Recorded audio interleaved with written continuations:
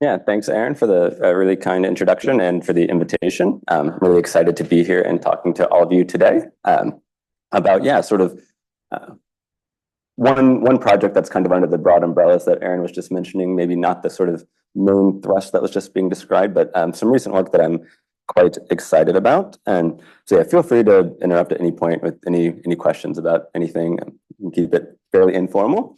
And this particular project is also, I want to start by just acknowledging the folks who did a lot of the heavy lifting. It was a large group project. So I'm largely going to be talking about this paper that just came out in Tackle at the end of the year so the title of the talk is the same as the title of the paper, which is also the core result of the paper. So you'll hear it several times, and hopefully you can remember one thing, which is that filtered corpus training shows that language models can generalize from indirect evidence. And what we'll do in the talk is basically unpack that over time. So this was work that was led by Abhinav Patil, who's a recent master's student of mine who will be starting PhD soon, and Jaap Jumelet, who just finished a PhD in Amsterdam and is now a postdoc in Groningen. And then lots of other folks helped as well, as you can see on the slides. Okay, so I'll start by just motivating the project as a whole and describing sort of why we care about language models, generalization, and what it means to generalize from indirect evidence and whatnot. And the kind of motivation is this question about what's within, which is, I would say, one of the central questions in cognitive science broadly, is trying to distinguish which aspects of our cognitive system are built in and which ones are learned from experience. So what do we as agents navigating the world, what do we bring to bear on our experience? What do we come with pre-structured, and which aspects do we learn from experience? So, we don't, unless you're Jerry Fodor, you don't think we come pre-built with the concept of a mug, for instance. But maybe we do come, people have been looking at what we do come built in with, and the general concept of like an object that stays persistent and sitting there, that's something we do come with. Basic abilities to estimate numerosities and things like that. We have lots of non-human animals also have things like that. And there's always a very real question about, when you look at development, which things were acquired and which things weren't. The phrase "what's within" I actually got from this book by Fiona Cowie, which is specifically about nativism, about language. So this general debate about what's built in and what's not built in has many different instances, but language has been one of the central domains where this question has been discussed for several reasons. One being that we seem to be the only creatures on the planet that have linguistic systems like we do. So is it something that is particular to our apparatus or not? And it's also a very rich system that we build. And so when we think about this question as applied to acquiring language, one way that people often ask the particular question is, how do we gain so much from so little? So much being an extremely rich and productive linguistic system that lets us talk to each other about all kinds of very advanced topics that we've never heard about before and understand each other very quickly. We all acquire this in the course of the sort of normal experience of growing up. And the thing is that we also acquire it from so little that is a relatively small amount of data. So a typical child learning is exposed to lots of language in a rich environment and lots of other interactions. But still, when you think about how rich the system that gets acquired is, the amount of data that's the basis for that acquisition seems very small. And crucially, it also underdetermines the quote unquote correct behavior. So the system that you acquire productively generalizes beyond the data that you've seen as a child learning. And so there's a question about how is that even possible? Right? How do we actually develop such a strong system? And so this is one argument that people have given about how this works. This is just kind of a schematic argument. So particular versions have been made by different people in different places for many decades, but there's two premises and then a conclusion that's kind of supposed to follow. So children reliably learn a linguistic system that enables them to make a wide variety of judgments. So an example is, in English, knowing that the verb you move to the front when doing question formation is the auxiliary and not the main verb. And there's lots of generalizations. Kids usually formulate that generalization without having seen examples of this insufficient complexity to determine that. And so then the second thing, so that's like the so much part, the so little part, the data from which they learn doesn't have examples. So people will learn to, form questions by saying, can my friend who will visit come to the party? And not, my friend who will visit can to the party. So they move the auxiliary and not the main verb, for instance. But I probably haven't seen that level of depth of embedding and whatnot. And so there's a strong claim that people have made to sort of explain this fact, which is that this kind of learning wouldn't be possible if the learner didn't have a hypothesis space with a particular structure, namely like grammatical structure. So the reason that this learning is supposed to be possible is that the child has, the space of hypotheses already are grammars, basically. And what they're doing is trying to find the right grammar. And then the fact that they're inferring a grammar is the one that is what enables them to make these kinds of generalizations. And so, that's the kind of argument. It's one of the arguments given for the sort of existence of universal grammar, that, we wouldn't be able to gain so much from so little if what we brought to the table weren't structured in such a strong way. There are a few problems with this argument. So if we want to evaluate that and say, is it sound? Is it valid? Like, do we actually believe this argument? We have to say a lot more. So one question is like, what exactly is the input? There's arguments that they've seen so little, and lots of people are working on trying to understand what the child sees. We now can send children around with day-long recordings and get a lot of aspects about their environment and try to estimate things about just the quantity of the input, also the type of the input. So how much of it is, really child-directed versus ambient? What are the modalities? What else is going on in the environment? Things like that. That can help evaluate whether or not, you have seen examples of the relevant behavior or not. But then there's another question, which is just, how do you actually argue for or against the strong claim that I just gave? So the sort of argument is like, if that claim were true, it would make sense of these phenomenon, but those first two premises don't actually entail this strong claim. So how can we actually try to evaluate that claim that like you could only do this kind of learning if you had this kind of hypothesis space? And the sort of approach that I'm going to take is one that several other people have also been working on, which is to think about using model learners as a mechanism for answering that kind of question, trying to evaluate the strong claim. And the term model learner here is intended to be by analogy with like model animals in biological sciences. So, people have mouse models, for instance, of various things where if you want to understand what a particular region of the brain does, one thing you might want to do is like slice it out and see what happens if you slice it out, but you're not going to do that kind of brain surgery on human beings because it's unethical. Currently, it's considered ethical to do that on mice. And so you have a mouse you do this brain surgery on, and you use that as like a model for what would happen with a human. And so we can think about doing this with language learning as well, where we have other kinds of learners where we can do things like manipulate the linguistic environment, manipulate the data, and see what happens and to try to evaluate it. And so this will, let us do things like, change how much language they see. What's the nature of their input? Is it all text? Is it multimodal? Is there any interaction? And also like what's in it. So not just quantity, but also quality. And crucially for that question about the strong claim, the type of learner. So, you can compare learners with different kinds of biases and whatnot and see whether they form the right kinds of generalizations. Okay, and so that's the kind of thing that we're going to do today is use language models as examples of model learners in that sense. So what we're going to do is really focus on varying the type of input that a language model sees in a way that will allow us to understand what kinds of generalizations these learners make in a way that can shed some light on whether or not that strong claim is true or not. And we will also manipulate the type of learner, and that'll be two different types of language model. Okay. So first, I'll just briefly walk through the kind of overall method that we're using when doing this model learning. That's the filtered corpus training part.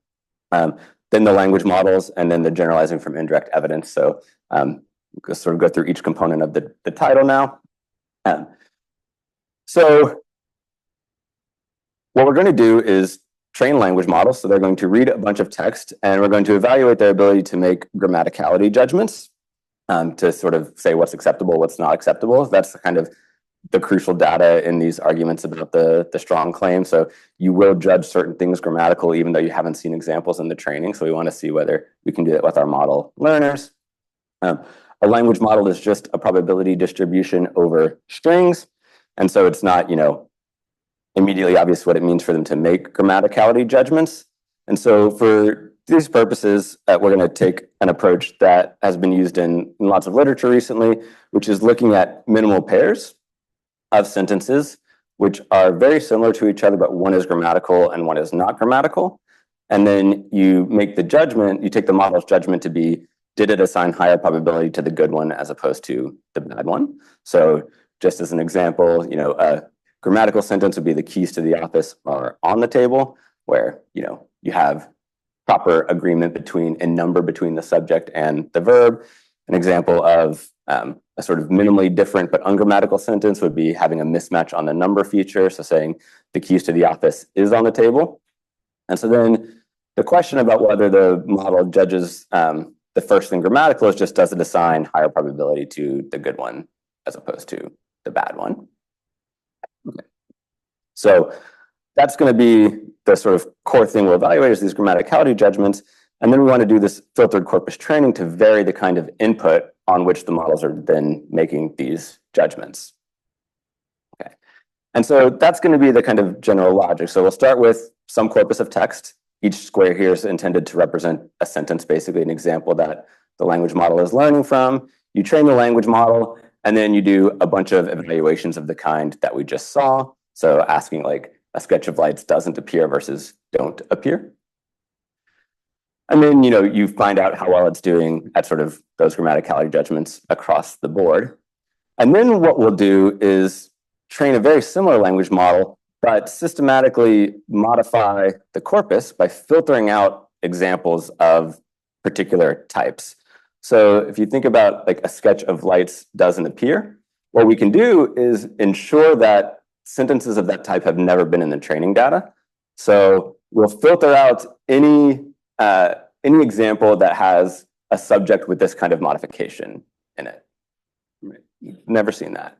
It might see a sketch does appear, and it might see what appears is a sketch of lights. Maybe it sees that in object position, but I've never seen this kind of modification in subject position at all. And then we can just retrain and do the same kinds of evaluation. And then what we can measure is how much the performance changes as a function of having not seen that. Right? And so if the model is, so here's one view about like what the language model is doing, is it's sort of looking at the examples that it's read and forming templates, so to speak, and then it can instantiate the templates in different ways. If it's doing that, you should see a significant drop when you do this kind of filtering. If it's never seen a sentence like that, it won't have this sort of relevant template, and it can't generalize. Another thing that you might think the language model is doing when it's learning to read is something like inducing a grammar, maybe not directly, but if it's forming something like the category of noun phrase and the category of like subject and object, and it knows that subjects are noun phrases and objects are noun phrases, then if it's seen something like this in object position, then it knows that it could infer that that's an example of a noun phrase. It also knows that noun phrases are the kind of things that can appear in subject position and kind of form the judgment on that basis. And that would allow it to generalize to these kinds of examples. And that would manifest itself in a relatively low drop in performance in these grammaticality judgments when you've filtered out or not. Okay, so that's like the overall method and logic, and we'll talk about several different metrics, but this will be one of the prominent ones, is this accuracy delta thing. How much does your ability to make grammaticality judgments change when we filter out examples that would help with it? Okay, and so this is roughly just summarizing what I just said, and this is where like the generalization from indirect evidence bit comes in. You can think like direct evidence for the grammaticality would be seeing the examples and that serve as like a template. And so that's one way of, you might generalize to new lexical items that instantiate the broad template. But being able to generalize from indirect evidence would mean you've seen a few different things, and if you put them together in the right way, you can now make these new judgments. So, I've seen both names in subject and object position, so I know that sort of similar types of things can occur in both subject and object position. I've only seen a sketch of lights in object position. And then I say, well, but if it's been in object position, maybe it can also be in subject position and generalize in that way. Okay. So that's the overall method at a high level, and I'll tell you a little bit about like how we actually instantiated that in concreto and what we measured and evaluated.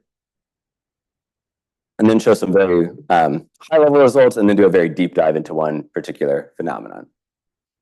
Okay, so to do filtered corpus training, you have to start from some initial corpus. That's like the box with all the squares. And we just used a dump from Wikipedia in 2018 that's been used in lots of sort of interpretability and analysis work. So we're using it as to be able to make comparisons to this other literature. It's about 83 million tokens and all English, so caveat with that.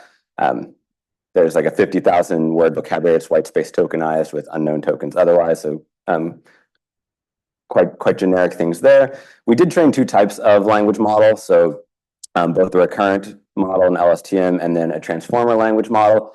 We sort of tried to crudely control what you can with these different architectures. So they're roughly the same size in terms of number of parameters.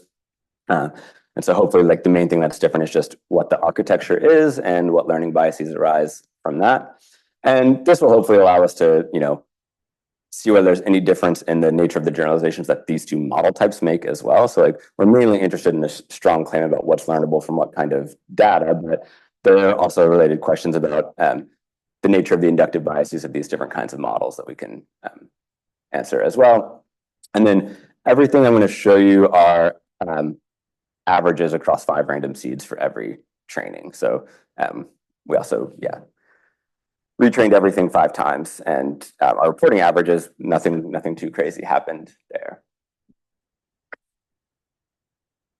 Okay, the evaluation, so I explained how grammaticality judgments are made.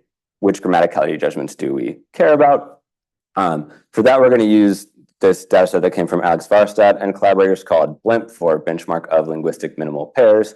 So it basically takes examples like the keys on the table one or the sketch of lights and generates, it's a synthetic data set that has a whole bunch of examples of that type of 2 sentences, 1 good, 1 bad, and they're intentionally designed to target different linguistic constructions roughly. So they come in a bunch of different phenomena. So there's like a bunch that are about subject-verb agreement, like we just saw with those, but where what the subjects are and stuff can be very different. So some are about modification by PPs, some are about different things. Also agreement between determiners and nouns, things like negative polarity items. This is one I'll talk about a lot later on. And so we're going to just be using that data to do the evaluation component. It's a sort of fairly wide set of these minimal pair examples that we can use. Okay. And then what about the filters? So what we basically do is design filters to target all of these constructions and say you'll never see examples of that kind. And so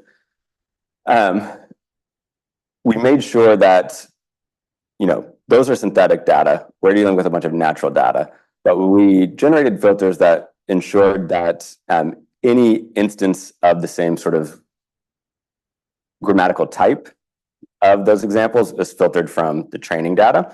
And so the main thing we did was, we basically dependency parsed the Wikipedia dump that we had and then wrote filters on those parses to rule out certain constructions. So the example that we just saw of a sketch of lights doesn't appear versus don't appear, that in this notation from universal dependencies targets a particular construction, which is you have a nominal subject with the head noun being modified by another noun, which is modified by an add position. And then the labels are on. And so we sort of just search across the whole corpus for that particular dependency structure. And if we find it, we throw it out. Yeah. What are the precision recall and F on actually finding dependency structures when you should find them? Yeah, pretty high. So There's a bunch of things. So we did. Okay, so a few things. So here are how frequent the different filters are. So like a lot of the nominal subject ones are quite frequent. So like one of the filters hit 20% of the natural data. But then we did the thing, we took the filters and then applied it to, which I think is the question you're after, like applied it to the blimp data to make sure that like if you parse the blimp data, the filter would hit it. And the P and R are both super high in general. So like those data are intentionally simple, right? But your point is like we're working with real corpus data. And so I'm just curious, did you do an evaluation on the actual corpus data? Say, oh, I'm going to take a little chunk of the corpus data, make sure that like I'm really filtering out, because it seems like for a lot of the argument to go through, you need to be really, really sure that you have massive recall. Yeah, I mean, we did for that reason. So I mean, we didn't do anything super systematic on this front beyond like, inspection while iterating on developing the filters and whatnot. But for this reason, also our general strategy was to be like make them stronger, right? So like by default, err on throwing out too much because Which one? Yeah, exactly. And so like letting things in is bad. If we accidentally throw away some things that we did want to keep around, that's fine. And so I'm trying to think about a concrete example where that was the case. But yeah, that was the general logic whenever, so sometimes I'd be like trying to really fine tune this. Like, actually, don't worry about it. Like, if anything, this one's too strong, and that's a good thing. So that was like the general heuristic. And then we did make sure that the simple ones got thrown away, which is admittedly easier. And there is also like a related confound would be the strong word, but it can also only be as good as the parser is, right? And so in the pipeline.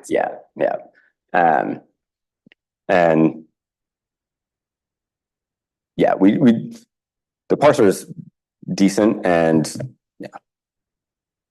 but we could be more systematic about that point.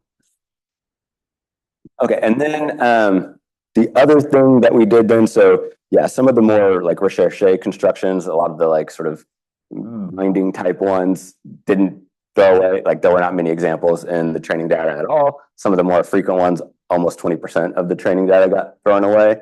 And so what we did was regardless of what we actually wanted to filter out, we then downsampled always to the smallest size so that each corpus that the model was trained on was exactly the same size.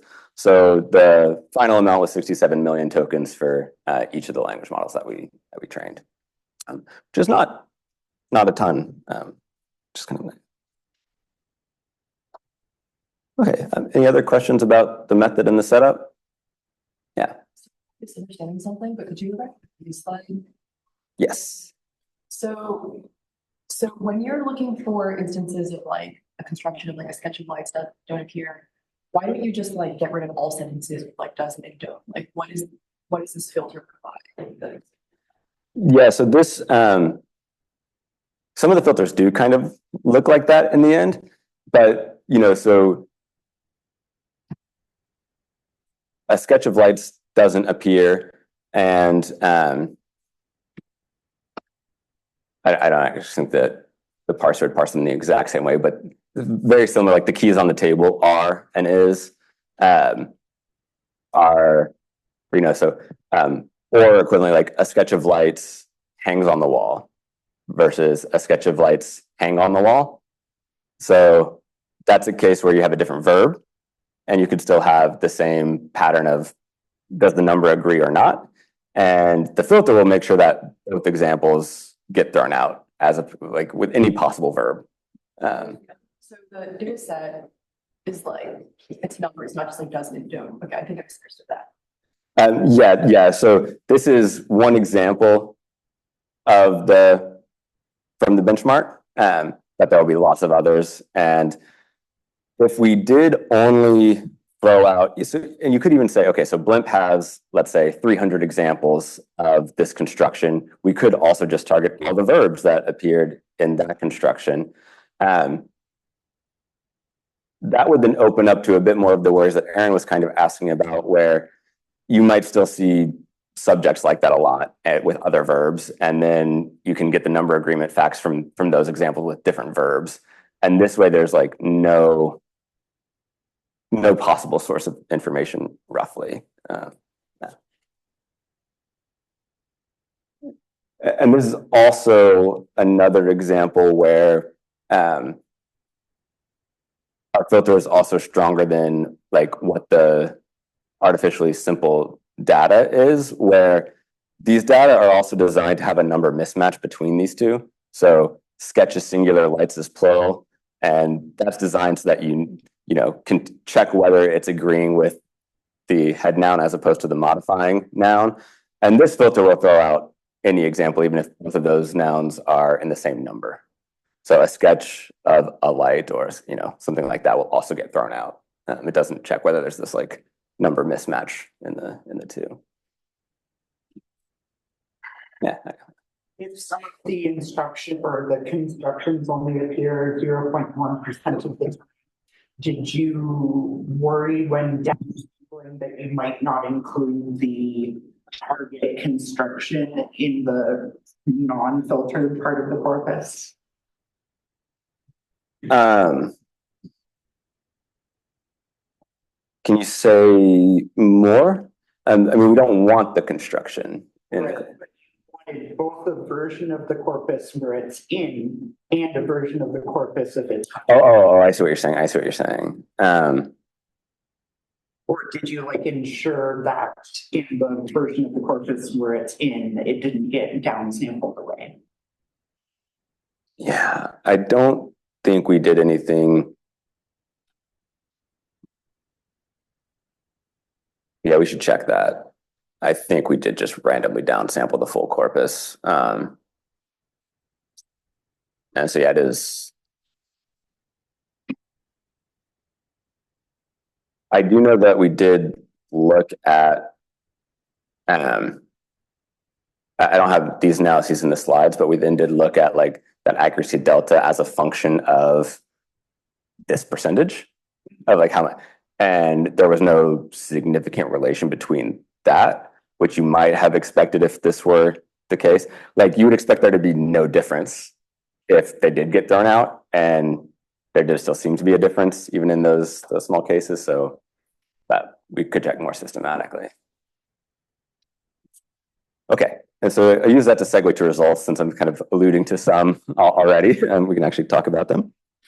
Okay, so a few things. So this is very high level, just as people have sort of been arguing, if you just measure perplexity, so this is like the traditional benchmark for language models as language models, the transformers do better. So lower is better, and these are the models trained on the full corpus. Transform on the right has a slightly lower number. When you then do look at the simple blimp data, that is still true. So let me move this for the Minimize it. Oh yeah. Oh, whoops. Sorry. So yeah. So and that's true whether or not you look at models trained on the full corpus or on various filtered corpora. That gap is still there.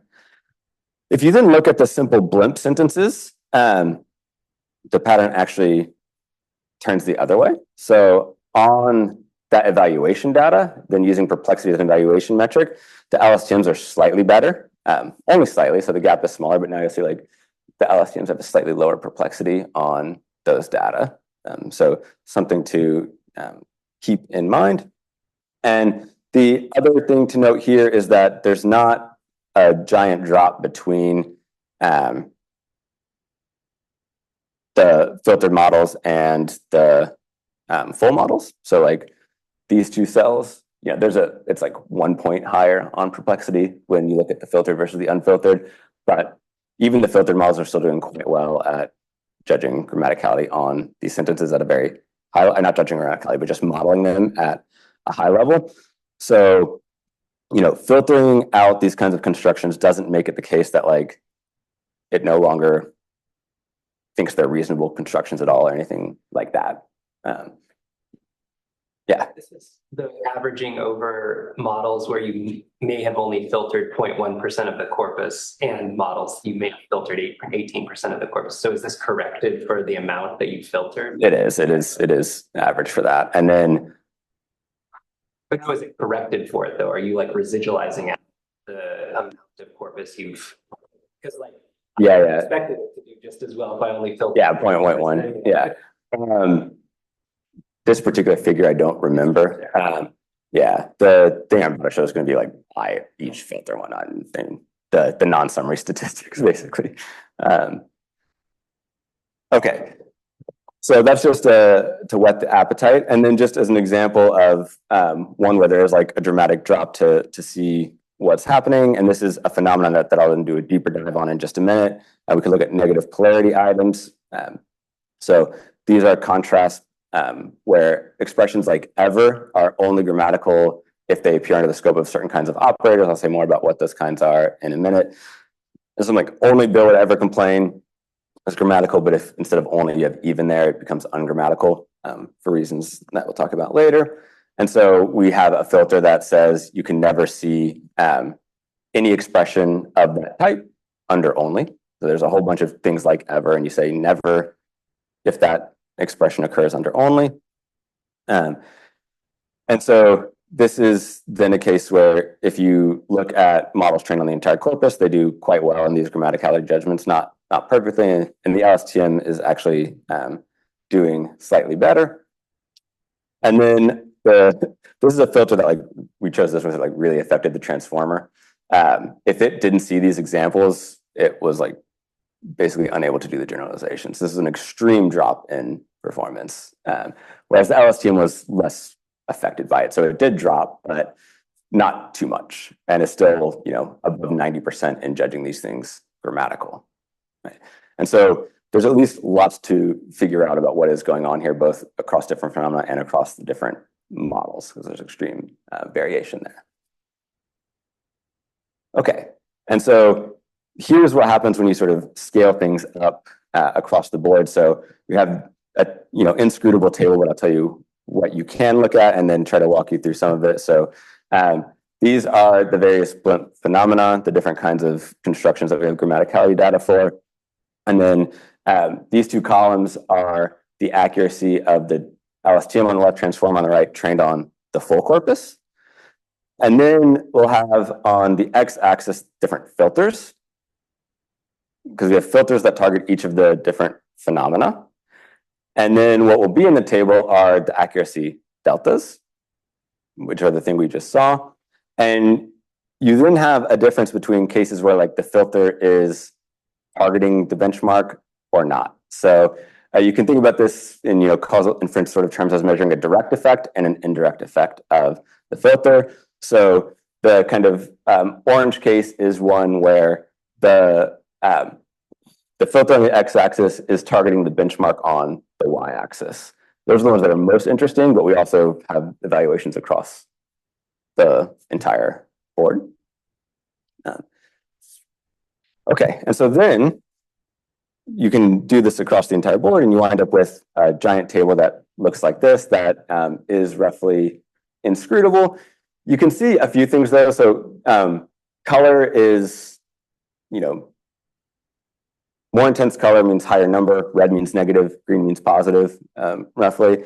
And so one thing to notice is that like the numbers aren't huge, so there are some outliers where there's an extreme drop. So this is the NPI only example that I just showed a minute ago. But by and large, and then the black boxes are the one where like the filter is targeting the phenomenon.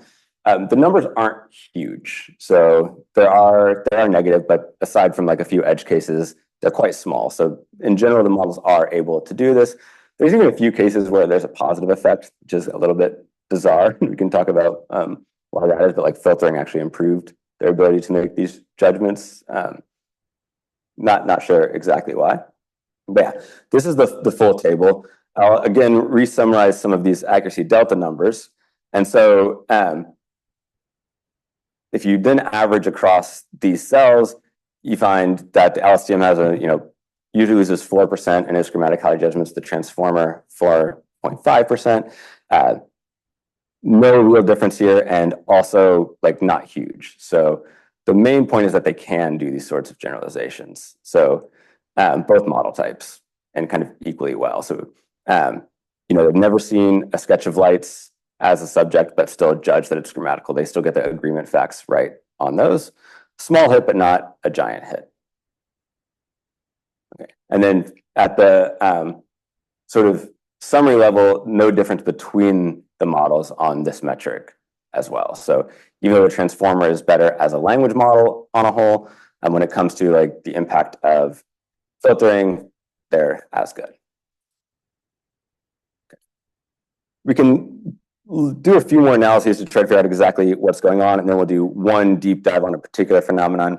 So that is all sort of benchmark level, like across the phenomenon. We can also look at some item level analyses. So how much do individual judgments change as a result of filtering? And to do that, we'll look at this probability delta.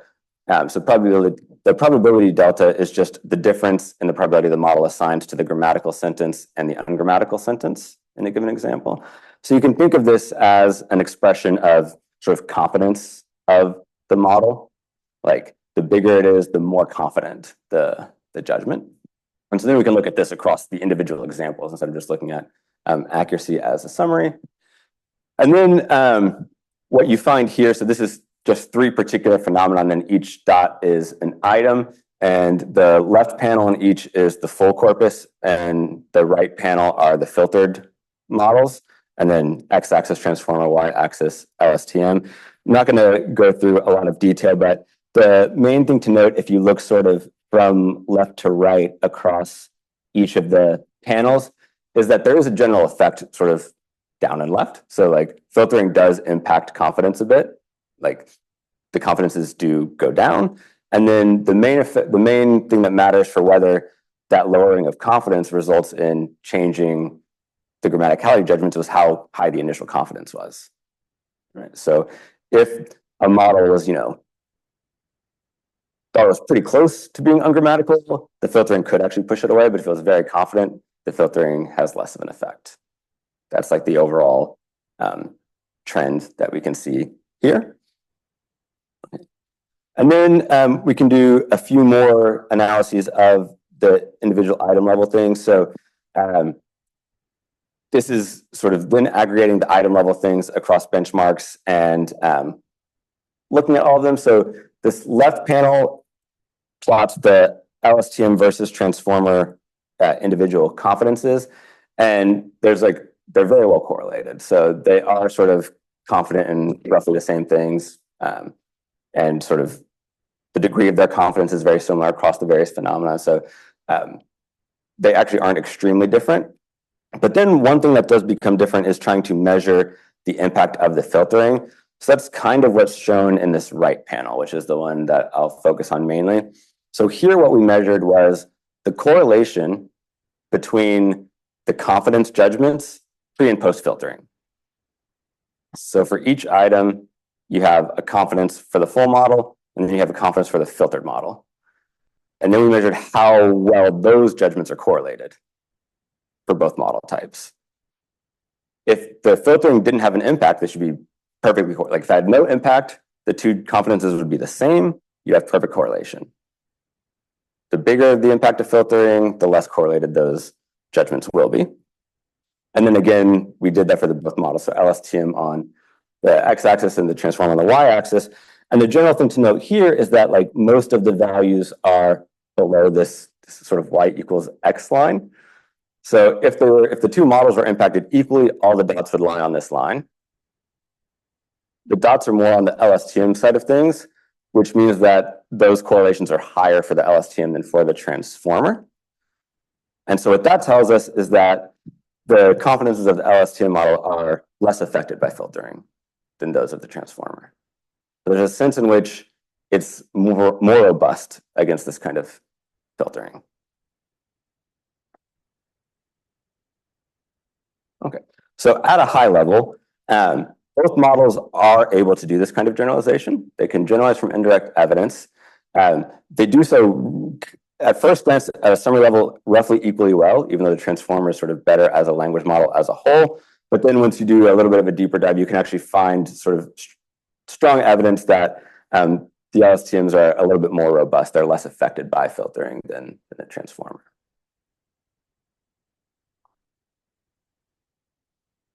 Okay. In the last few minutes, I do want to sort of do like a deep dive on one case study to sort of, so we looked at a lot of summary statistics, then some like item level statistics, and then re-summarized those. But still, like, what is actually happening? How are we even able to do this? We kind of gave an example with a sketch of lights and thinking about object position, subject position, but what are they actually doing? And so I look at monotonicity and MPIs and tell you about another paper we have called Language Models Use Monotonicity to Assess MPI Licensing. So this family of papers is all ones in which the thesis statement is the title of the paper, which has been the goal. So we saw ever as an example earlier. This is an example of a negative polarity item. These are expressions that can only appear in quote unquote negative context. So you can't say, for instance, you have ever been to Seattle. Weird. You can say you've never been to Seattle, where all we've done is put the N there for negation. You can say, have you ever been to Seattle? If you have ever been to Seattle, hopefully you saw Mount Rainier, various things like that, all fine. So ever can only appear in these kinds of contexts that are quote unquote negative.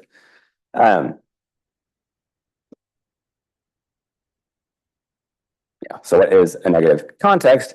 And what we use for now as an approximation that many people have agreed on is sort of what these contexts share in common is being downward monotone.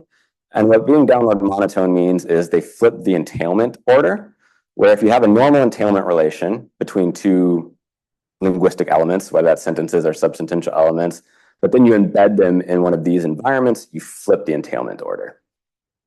And so you can see it with the negation example. So if we, instead of saying never versus ever, but if we just say it is not the case that, we don't go around talking like this, but taking that as negation. So you have been to Seattle entails you've been to Washington because Seattle is in Washington. But now if we say it's not the case that you've been to Washington, that entails that it's not the case that you've been to Seattle. And so embedding two sentences under the negation flips the entailment order. And then the kind of generalization that was made, and has been a little bit refined, but is roughly still true, is that negative polarity items are so called because they can only appear in those kinds of contexts. Right. So you have ever been to Seattle? Bad. It is not the case that you've ever been to Seattle. Good. Right. So you're in one of these contexts that has flipped the order. Okay. And then one reason that these are so interesting is that this is a case where a syntactic property, grammaticality, is governed by a semantic property. This downward monotonicity is about entailment. That's a semantic notion. And so it's a case where grammaticality gives us a window into something semantic, not just syntactic. And these are also facts that have been shown to be active in human sentence processing. So this was a generalization about just language in general. These are types of expressions. There have also been lots of experiments where if you ask people to make those kinds of entailment judgments, they're graded. It's not. I'm a formal semanticist. I don't like to think of these things as graded, but when you ask people, of course, they are graded, like how monotone people find different environments. Also, the judgments of NPI acceptability are also very graded. And crucially, those two things are correlated with each other. So how downward monotone people find an environment is correlated with how acceptable they find the NPIs to be in there. Okay, and so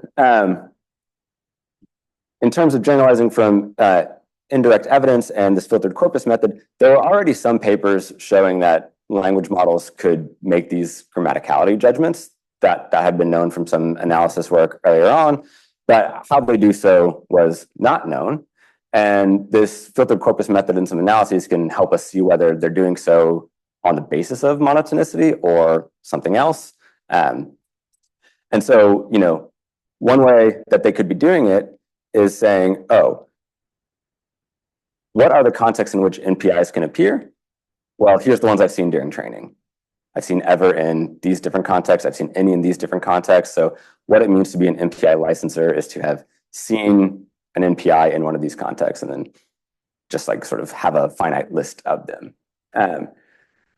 The sort of generalization we want is, no, it's the monotone ones. And so the question is like, can they figure out which contexts are monotone, and can they do so without having NPI presence as a cue towards monotonicity as well? Okay, and so what we've done in that filtered corpus training is, remove NPIs from licensing context from training, and then we can ask, can they still judge those NPIs acceptable in that environment that they've never seen it? And then if so, sort of why? Okay, so that's broadly what we did. We did a couple of things. So we have language models, and then we have acceptability judgments, the same kind that we just had before. We also trained a small little probe model to detect whether or not the environment is downward monotone or not. So this is a way of saying, has the model extracted the property of monotonicity from that environment or not? And then we can look at whether those things are correlated or not as well. So a few quick results. These are the results of probing for monotonicity. So training the language model and then asking whether or not a given context is upward or downward monotone. And the top row is the full corpus, and then the bottom row is when we remove NPIs from it. And so if we remove NPIs entirely, that actually doesn't affect the monotonicity judgments in general. And then what we did was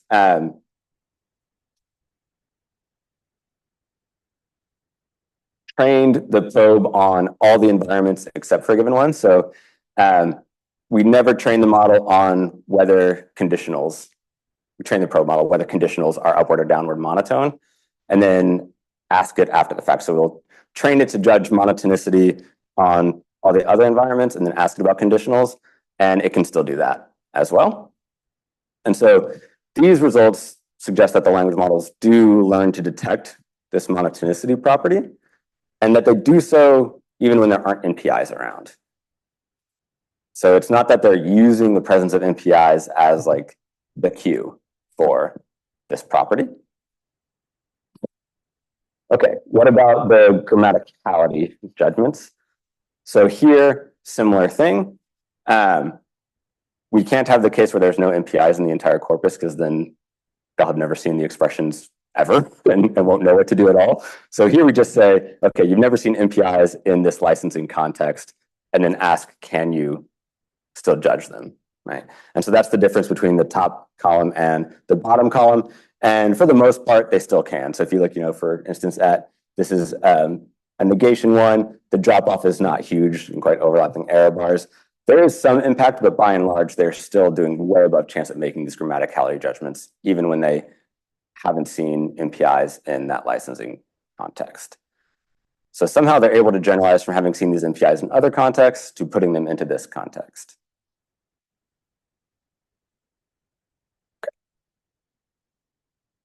Okay, so the final question is like, what's the basis for that generalization? So this is kind of like they are generalizing from indirect evidence. Are they doing it on monotonicity or something else? And so there, what we did, I'm not going to walk through the entire method because there's a little bit of a bespoke evaluation, but basically a way of saying, here's the monotonicity judgments, here's the NPI acceptability judgments. Are the two things similar to each other or not?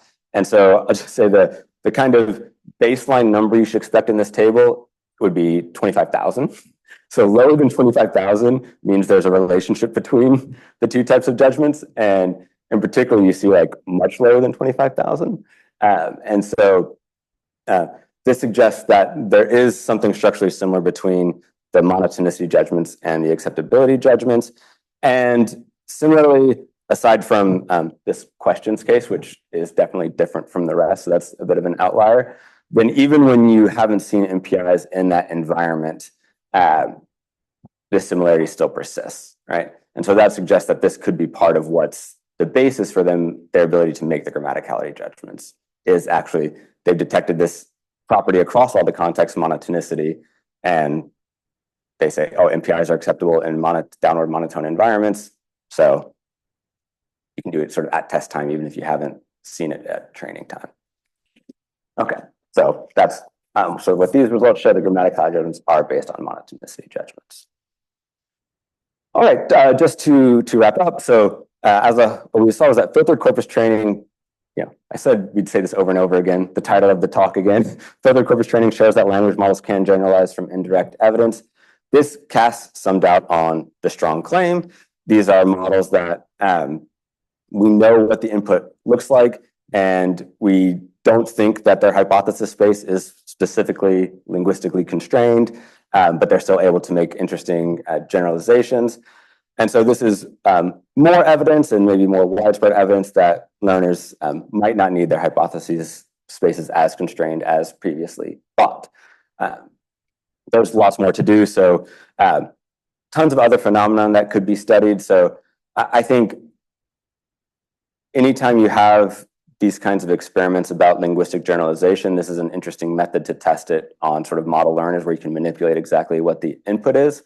So one way I've been starting to think about what we're doing is like, if people have seen artificial language learning experiments where you construct artificial languages so that you can manipulate properties of the syntax or the semantics or whatnot, that's very valuable for detecting biases. Typically, it's done with very small scale toy languages, so you have full control over it. You can kind of think of this as like artificial language learning, like from above instead of from below, where you start from a natural language and manipulate it so that it has properties that are of interest. And so I think there's lots to do of taking some of the stuff that's been studied in that context and studying it in this way. A lot more to do about explaining this generalization behavior. So the MPI stuff at the end is like one example of trying to figure out more robustly what actually is explained, like what's the basis for these generalizations. The main story today is really like a breadth, not depth one. So like here's a bunch of phenomenon and a bunch of examples, and there's lots more to do on the depth axis. There's also, we started from Wikipedia text. Should try doing the same thing with, speech that looks more like the child-directed speech, so that the model learner is a slightly better model, for instance. And then lots of things that are weaker than the strong claim. Like the strong claim is one of the strongest versions of it. And we can ask these questions about, instead of just, must the hypothesis be constrained in this way? What's the trade-off between the strength of the bias from the hypothesis space and the amount of data needed to do this kind of generalization? We haven't even looked at across training of these models, like when do you start to see this generalization behavior emerge and things like that. I'm sure there's lots more to do, and I'd love to hear what thoughts you all have on that. Aaron mentioned going back and forth between AI and cognitive science in the introduction, so I have one slide about that at the end as well, and thinking about using methods from AI in service of cognitive science. This is mainly like a way of using model learners as a way to provide evidence for and against strong, this particular strong claim about nativism. And, I think it's nice because you get a controlled experimental setting, and you can do experiments that you couldn't do if you didn't have this kind of like model learner thing lying around. And then a lot of the analyses, for instance, that we saw in the second part are cases where we've done very detailed, experiments on human sentence processing and can use this to figure out what the generalization basis is, provide hypotheses for like what it is that these models are doing. And that turned out to work in the MPI case and is fruitful going the other direction as well.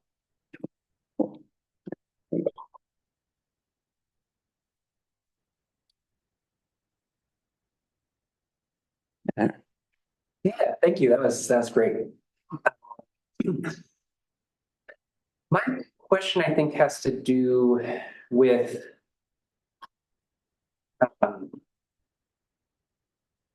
you're observing what models can do, and a lot of the literature is really focused right now on what models can do. In sense, in response to this claim, in response to viewing the poverty of the stimulus argument as sort of a claim about the nature of humans and cognition and that sort of thing, there's sort of another way that people use the poverty of the stimulus argument, which was to try to kind of understand where the seams of the language faculty had to be, like basically what had to be baked in. And the nature of that, the use of that argument was kind of the inverse of this existence proof type, like these claims that are based on the kinds of existence proofs that we were showing, and that other people have been showing, and those were supposed to be non-existence proofs. And I think one thing that makes people uneasy, including me, about existence proofs is they're very Easier. They don't really tell us all that much about how things work. They just sort of say, yes, there is a learner that can do this with this particular amount of data. Whereas the non-existence proofs actually do tell us quite a bit. And obviously, in the case of property of stimulus arguments, like the point is like these weren't actually non-existence proofs, right? But I think I'm curious whether you've thought about flipping filtered corpus training on its head to try to find what you would need to filter out to make the models fail. Because actually that almost feels more informative to me in some sense than what that showing that you can filter stuff out and they won't fail. Because then it's like, well, but I don't actually know what they're using as a basis for generalization. Whereas like, if I know what I have to filter out to make them start failing, as you're seeing in kind of the NPI cases, like the earlier NPI cases, not the later ones, then I can actually start to use this to probe this, what the seams of the, the language faculty are, or at least that's plausible. So I'm curious if you thought about how you might go about reverse engineering the filters, what filters you would have needed to force the thing to fail. Like basically, when will you get these things to fail? Yeah, it's a good question.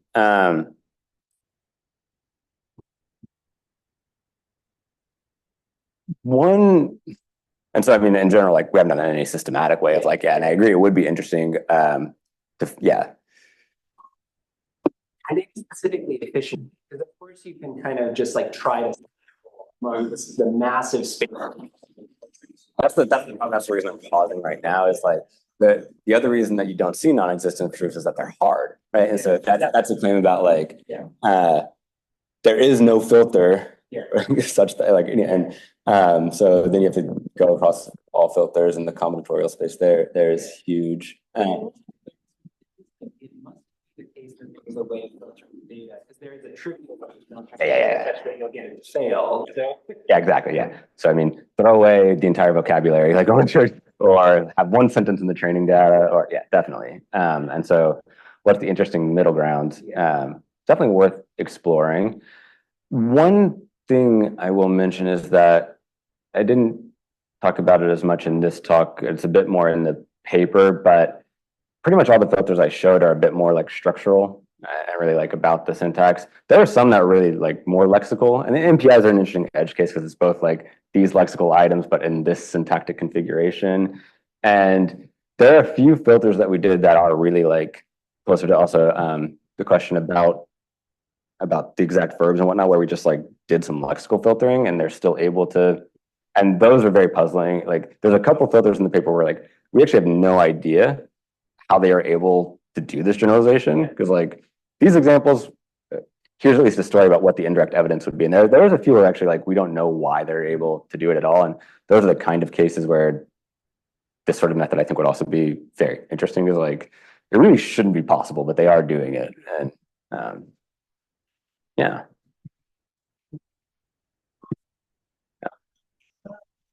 Sort of mentioned like the size of the data set is the M. I guess so. I have like two questions and they're both related. So I was sort of wondering like if you increase the size of filtered data set, would you expect eventually that the filtered data set model would converge upon the performance of the full data set model, or if you would still see a difference? Yeah, it's a good question. We did downsample the full corpus so that it's the same size. So the size is not the difference, it's just the distribution of the data of what's in it. That being said, if like there's conflicting thoughts and intuitions about the relationship between like size and generalization, where like, oh, make everything bigger, you can memorize more easily, both on the model side or the data side. So you might expect that if you did still scale things up, So now say we did keep the two things still the same, but we scaled both of them up so that there's like way more. You might think that maybe the generalization performance will go down because with the increased size, they're just going to memorize things instead of generalizing. That could happen. There's also a lot of perplexing phenomena right now where that doesn't seem to be empirically happening, and sometimes like when things should be memorized and actually generalize more. And so, I mean, the short answer is we haven't done it, so I don't know. These are just like what could be done and what hypotheses would be, and should be done. I guess at the end, I was mentioning more like going the other direction of shrinking it even more to see like how little data you need to get this generalization and like when in the training you start to see it. But I think it's also like it'd be worth going that direction. Like when does it go away, or does it go away if you go the other direction? Agatha? Yeah, I was wondering if, or let's say, I think an interesting direction could be sort of mapping out which constructions or phenomena seem to be related to each other. Because if you eliminate one construction, but the model's still doing good at it, you're kind of saying like, okay, there must be related patterns that you can generalize from. And also there was one row in like the matrix of deltas where it looked like one filter caused like almost all of the phenomena to suffer. Yeah. And maybe it's the less exciting case that that's the filter that eliminated like 20%. Yeah, just so much of the data.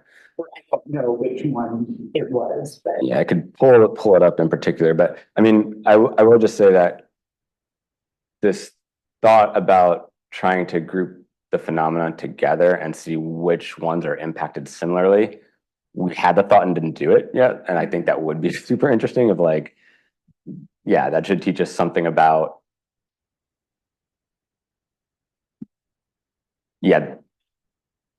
the basis on which they're making the judgments is the same, so probably something is similar about those constructions. And there's somewhere you would expect it, like if their subject verb agreement was slightly different, like intervening things, like maybe those will be structured the same way. But there are definitely correlations in that table that are less obvious, and there's a lot to do there to figure out. Yeah, really interesting talk. So I come from a more like human experiment, like kind of background. So I think more about having studying these results relate to the human studies. And so I guess one question, I have two questions. One is that, so I'm wondering in the unfiltered like corpus that you train the data on, does it contain like fully like do all the sentences are correct, or is it like a mixture of correct and incorrect sentences? Yeah, it's intended to be only correct, so it's like only positive examples, so to speak. So I mean, it's just text from Wikipedia, and it has been post-processed in some ways to throw away things like extra markup and just like artifacts of like hyperlinks, or roughly try to throw those away to just get just the text. But if the editing on Wikipedia has done its job, then everything will be grammatical, at least. Yeah, because I'm just wondering, like by maybe like mixing some like incorrect sentences, which I guess it's more natural in terms of how actually hear on a daily basis, like how would that influence the learning outcome? Definitely. Yeah, I think like we don't know yet, but I would. There we go. Like my screen changed, but it wasn't changing up there yet. You can think about that with this like type of text as a thing to change. Like, what's the nature of the input? And yeah, there's disfluencies, there's corrections, there's all this stuff that's in like the actual input. And this is a very sanitized form of text. And I think it would be, we have corpora that have some of that in it now that we could use to do the similar kinds of experiments. And just haven't yet. My second question is regarding like whether you thought about or have you tested like on the trajectory of these, I know like trajectory of like learning these different types of grammatical like structures. Or we haven't yet, and I actually that's something I really want to look at is like both how quickly does this happen? And, kind of Agatha's question was about correlations just at the endpoint. But I think those questions also become very interesting if you look at the trajectories of like which ones get, do some get learned earlier than others? And does that correspond at all to what we know about acquisition? Yeah, all kinds of things that could be done. And yeah. Can I go? Okay. So you mentioned that there was one case where the model's performance decreased when you moved from the filter to the full corpus. Increased. Oh, Yeah. Increased when you filter. Oh, sorry. Yeah. decreased when you moved to the full. When you, Yeah. Sorry. Yeah. did that case happen to be agreement attraction? Let's see if I can. Well, the reason I ask about agreement attraction is because You have a hypothesis. You have a hypothesis. well, it's a widespread phenomenon, and many people consider it to be grammatical. Or at least it's one of these phenomena, at least for dialects where it's considered to be grammatical. And some linguists, syntacticians have claimed that like they have a dialect where this is a grammatical phenomenon. Yeah. But in any case, it's one of these things that happens like constantly, and it's hard to notice, and probably happens on Wikipedia all the time. Yeah. So I'd be curious if getting rid of these cases of agreement attraction from like, an apparently grammatical corpus would maybe sort of in fact improve the model's performance with the relevant examples. Or a corpus that mixes multiple. Mixes. Yeah. Styles, yeah. Yeah, exactly. That's kind of what I was thinking too. I just saw upstairs the poster about positive anymore, and I remember when I right when I started grad school, first, and I first became exposed to positive anymore, and I moved to the West Coast, and what is going on? It was so shocking, and of course, so then I looked up a Wikipedia article about it. I was like, oh, it's this dialect thing, and started there. And so, that's an example where you will see not lots, but there'll be examples of positive anymore on Wikipedia. And I guess it's similar to this as well, where it's mixed. I was going to try to pull up the table, but the whole device situation's a bit all over the place. So we can follow up on which one it actually was, because I don't remember. But it's see the point. And definitely even if it is mixed, it's certainly mixed dialects on Wikipedia, right? Even on just Wikipedia, it's still the distribution it's starting from is really a mixture, right? And not one distribution that's being treated as one distribution. And the blimp data, by contrast, that we're evaluating on is synthetic and generating has very particular style, and so there's a mismatch there. Okay. Yeah. Generate an alternative to blend data from a grammatical error correction corpus, which would be not synthetic, would just be annotated with, I guess, types of errors. So you could, in principle, take filter for a type of error that would correspond to some phenomena. So this way you would get minimal pairs that are not synthetic. Yeah, the pre-correction, post-correction, that is the minus and the plus. Seems like it. Yeah. And then, what kind of data does Grammarly have for? And then I guess, the only quote unquote downside I would see to that, but you mentioned having them annotated for different types of errors and whatnot. I know some of these data sets do have some annotations, but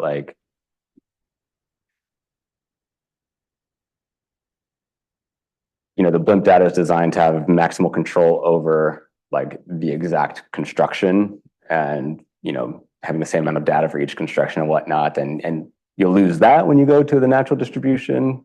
That's a virtue in some ways, a vice in other ways, and I guess follow. It's related to this because I actually had this question. It's related also to Agatha's question about what is a general recipe for deciding on whether construction is actually a natural class in this context? I think it is actually also related to my question, in this sense that, maybe like the kinds of constructions that we like tend to focus on and that are like kind of reified and blimp are just not actually that relevant in this context. Like maybe we're just wrong from the original POS arguments. And it seems actually like this could be like a nice first step, like a step for trying to discover the relevant constructions. And so maybe you don't want annotations. Maybe you want to be able to induce what the relevant natural classes are in some way. And then use those natural classes in your correlation, like your output, your analysis of the correlations in the output. Yeah, I think there's definitely something to that. I mean, I guess another way of putting it is that, I mean, I think of like linguistics as a field as like the study of the long tail, right? Like the 95% is super easy. And so then like all the constructions that we spend all our time talking about in theoretical linguistics are like extremely rare, but illuminating.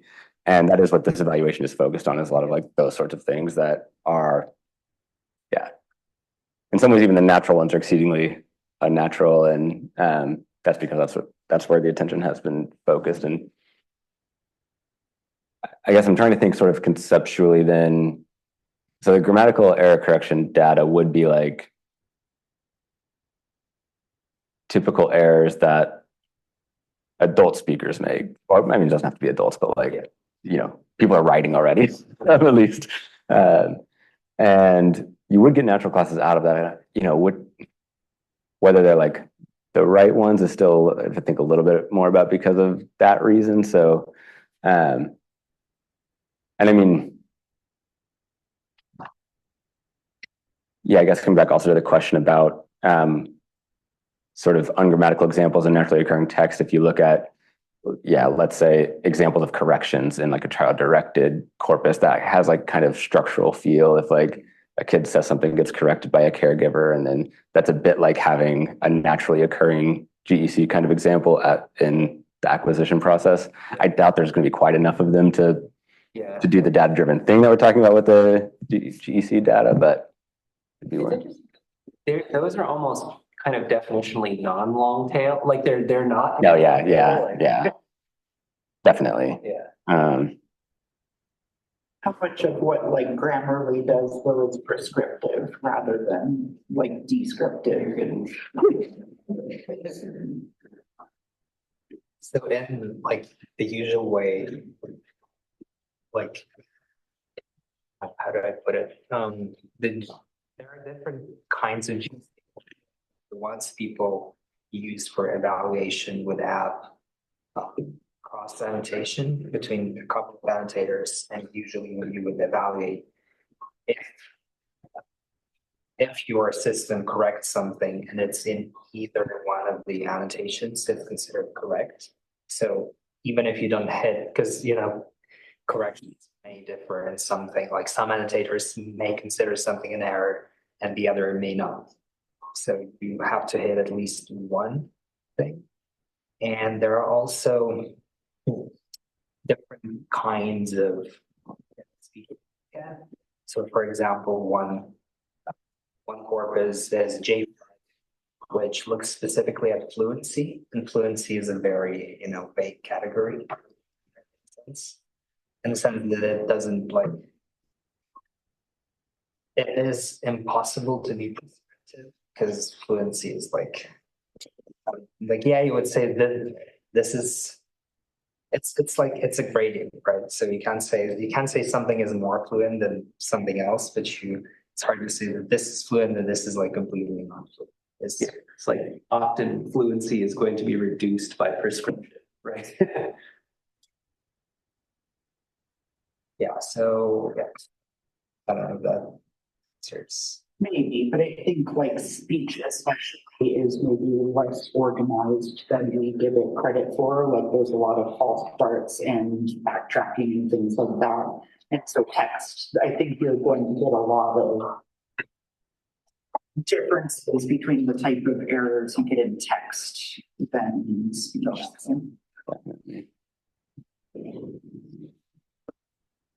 Any more questions? Okay, thank Shane. Thank you.